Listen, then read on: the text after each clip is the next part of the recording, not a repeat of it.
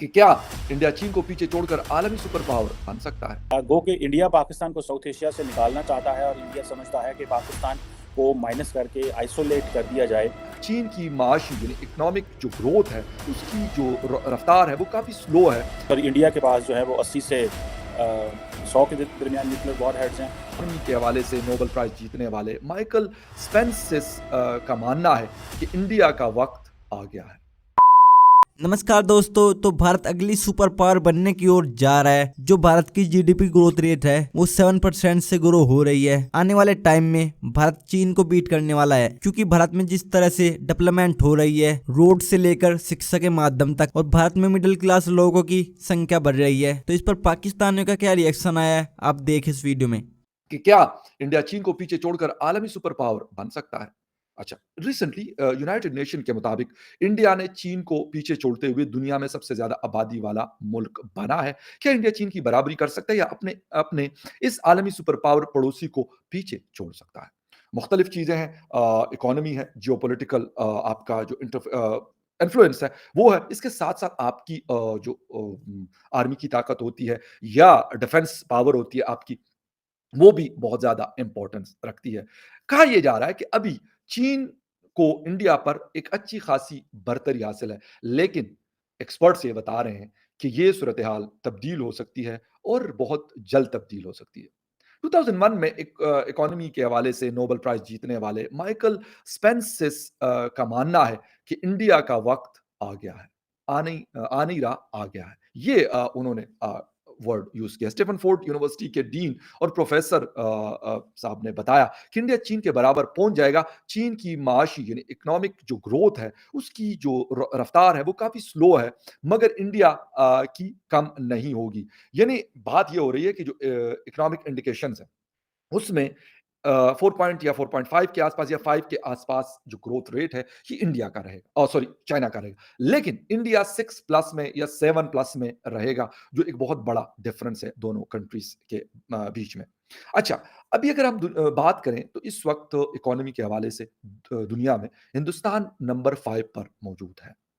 India के अंदर जो मिडिल क्लास है उनकी तादाद बढ़ रही है, जो लोगों की ज़िंदगियाँ हैं वो बेहतर हो रही हैं, उनके पास जो फैसिलिटीज़ हैं वो बढ़ रही हैं, बल्कि बहुत सारी चीज़ें ऐसे नए एयरपोर्ट्स बन रहे हैं, नई एयरलाइंस आ रही हैं, प्राइवेट जेट्स बढ़ रहे हैं। इसके साथ-साथ वंदे भारत एक बहुत बड़ी खूबसूरत ट्रेन है जो इंडिया के नॉर्थ टू टू जिसे कहते हैं ना कि ईस्ट टू वेस्ट कनेक्ट करती है इंडिया को। एक तेज़ रफ्तार 180 प्लस किलोमीटर की ट्रेन है।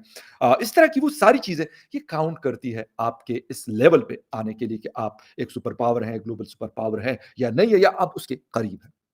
अच्छा, बात ये हो रही है कि चाइना के साथ हो क्या रहा है? चाइना की एक तो ग्रोथ स्लो है।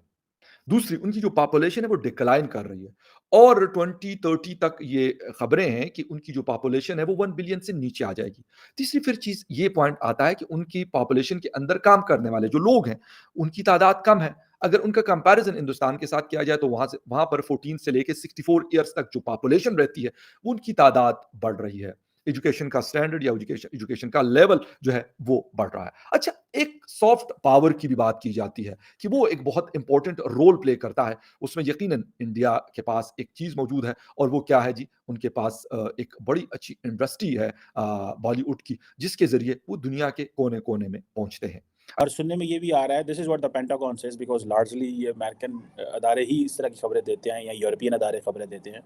तो सुनने में ये आ रहा है कि रशिया और चीन जो हैं वो भी न्यूक्लियर के हवाले से उन्होंने भी दे हैव जॉइंट हैंड्स और वो काम कर रहे हैं।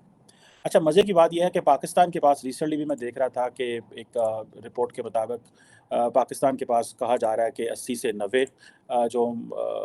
सॉरी इंडिया के पास जो है वो 80 से 100 के दरमियान न्यूक्लियर वॉर हेड्स हैं और पाकिस्तान के पास 90 से 110 के करीब वॉर हेड्स हैं। This is what the Stockholm International Peace Research Institute. So 80 से 100 इंडिया के पास, 90 से 110 जो है वो इंडिया के पास सॉरी पाकिस्तान के पास न्यूक्लियर वेपन्स हैं या सॉरी वॉर हेड्स हैं।